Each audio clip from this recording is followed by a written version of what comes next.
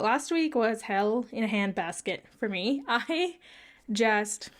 Look, I'm not going to go into too much detail because if you're a regular viewer, I obviously, like, you're not here to listen to me talk about my bodily dysfunctions.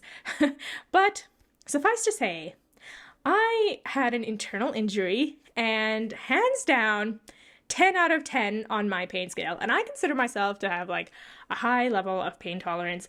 This was just something else. Like, there was basically, I was just doing my thing. I was just walking around. Anyways, I injured myself to the point where I'm pretty sure I went into shock. And it takes a lot to, like, for me to be like, you know what? I need to get some medical attention, because healthcare is covered here in Canada, but the wait times are ludicrous. Like, it's just so difficult to see a medical professional without waiting for 20 million hours. So anyways, it was really bad. And then I was talking to my friend about it, and she was like, oh yeah, that's happened to me before, and like it was more painful for me than even childbirth. And I was like, okay, like, I felt really vindicated. I was like, all right, it was painful. Anyways, yes, the moral of the story was I was in severe pain, and I actually learned a lot from that experience, so I wish to talk to you about it now. Hello everyone, my name is Sama and welcome to Spirit-Led Guidance. Before we get started, just want to say a huge thank you to all of you who wished me well and prayed for a speedy recovery. I see you and I thank you very, very much. I needed it. And I'm feeling much better now. And so credit to you. So firstly, this has happened to me my entire life, but my body is very good at shutting down as soon as I am on a path of self-destruction. Like, if I'm thinking negative thoughts and I'm going in this downward spiral just about anything, right? Just about everyday stressors in life, my body's like, nope. So my very first lesson is that stress absolutely positively will physically manifest into your body.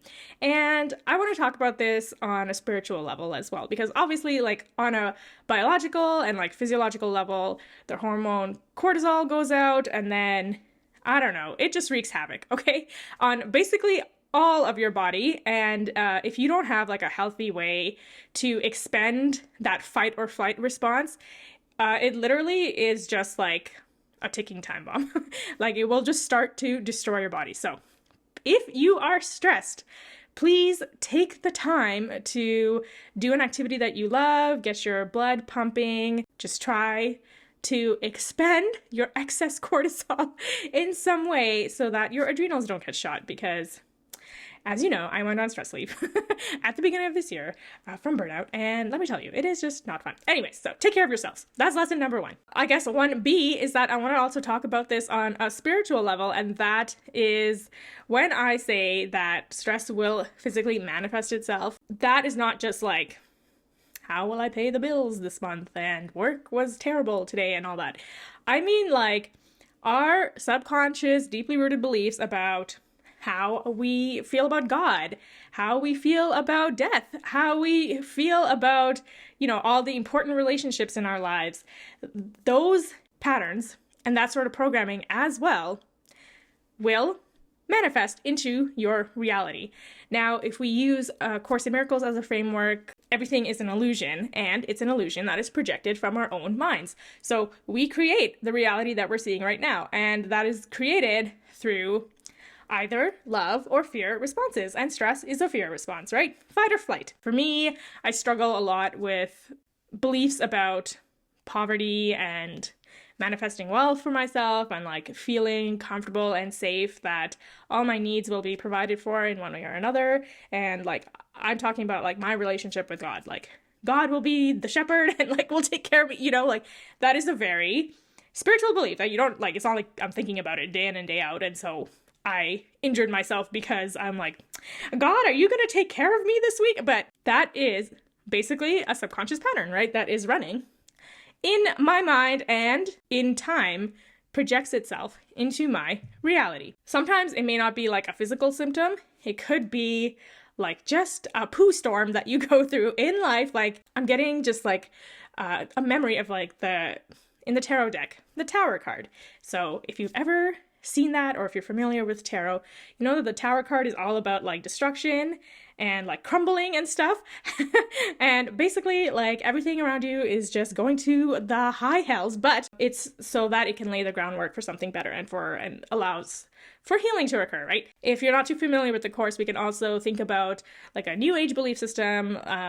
Louise Hay, who I love, and she's amazing. Her teachings were all about your beliefs projecting and becoming a part of your reality, right? Basically, your thoughts over time become your beliefs, and those beliefs manifest essentially into various situations and relationships, good and bad, that reflect what you feel about yourself and what you feel about life in general. So part 1B, in summary, is that we do control what we consider to be our external circumstances, like things that we don't have control over. So my best friend is excellent at being like, what has worrying ever done for you? Like, has worrying ever fixed anything in your life? And it's true, right? Like when we worry about things in our lives, it's not changing the circumstance that we're in. Like, it's not doing anything to help us feel better or to fix the trigger of our worry. And so instead, the best thing we can do is to show love and compassion towards ourselves and to like whoever or whatever is involved. So that brings me to lesson number 2, and that is just that I had to learn to be very kind to myself last week, and I have like deep-seated guilt whenever I'm not being productive, even though I don't actually like being productive. It's like a weird so essentially like I like to rest, okay? Like when I'm resting, I feel really good. However, as we all know, in this rat race of a society, we're taught that we need to be part of the hustle culture, and and the only way to progress forward and get success is to keep going. Like last week, you guys, when I was like, I can't even film a video. And I was just like, oh my gosh, I'm gonna go straight to hell. Like, God is gonna smite me with lightning. And that's just because, you know, YouTube as it is like this giant content engine. And if you're not keeping up and like pumping out content, then sucks to be you or whatever. I feel like our society is just built for us to keep going beyond our limits. And it's like framed as this good thing, like get out of your comfort zone and push yourself. And like, yes, those are nice to do when you're feeling inspired and motivated and like, you know, in your heart that doing something will help you achieve your goals. However, if you're doing it because, I don't know, it's just what you're supposed to be doing, right? Like you're just taught that like, this is just the way life is. Like you just need to keep going. My body told me to stop, essentially, because it was like, no, like you're done, you need to stop. So we are not meant to keep going 100 miles an hour every day of the week. If we look at religions, like let's say Christianity, there's the day of Sabbath. And of course, that's in all Abrahamic religions, you know, just the day of rest, right? And I think it's so important to know that like the divine wants you to just chillax at least one day a week, and just like metaphorically just, you know, take off your ball and chain and just rest, and whatever is meant for you will come to you anyways. You know what I mean? Like, that doesn't mean that you're not a successful person. That doesn't mean that you're lazy or you're lacking in work ethic. We all need to rest. And in fact, rest is truly the state of the divine. I mean, like, have you ever, like, if you think of heaven, you never think of like, oh, the angels are tired today, or like, God's really tired of taking care of us. Like, exhaustion is not a characteristic of enlightenment or of reaching the kingdom of heaven. So let's just rest, okay? Rest. Okay, so lesson number 3 is the silver lining in contrast. So I talk about duality and contrast a lot.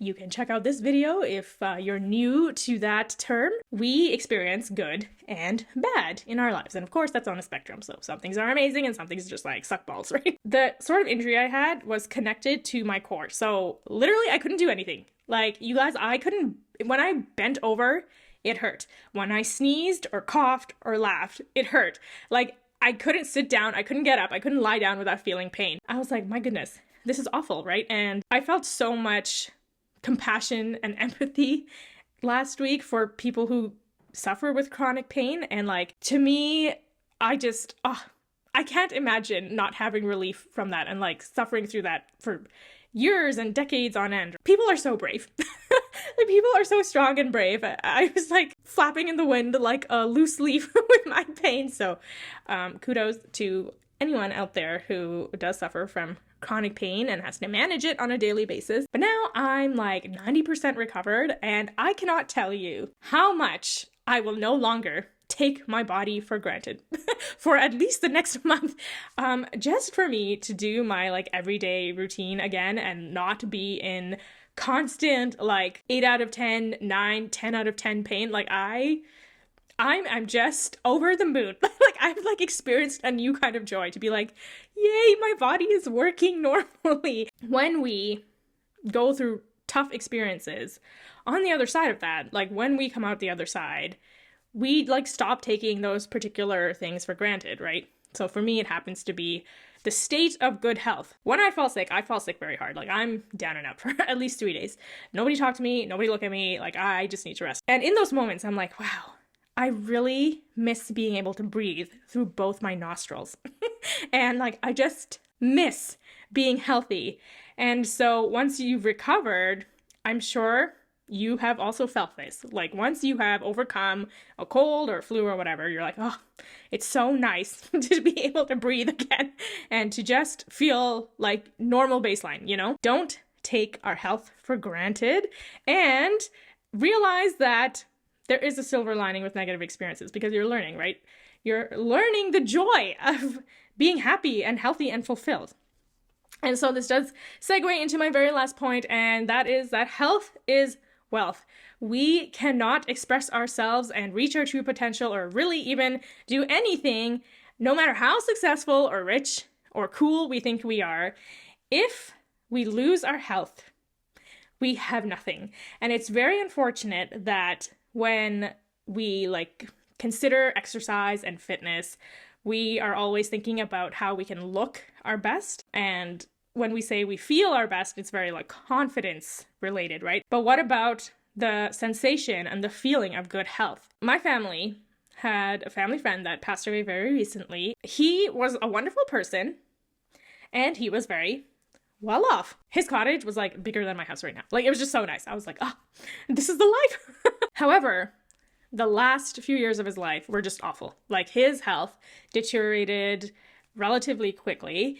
And after that, it was like the sparkle in his eye had just gone. Like, he was like a shell of himself. I just feel like, what is the point of having pots and pots of gold if you can't enjoy it? If you're not even in a state where you can be generous with yourself and others, and you can't even get up in the morning and really enjoy the day ahead, regardless of what's in your bank account, you know? Like, what kind of life is that?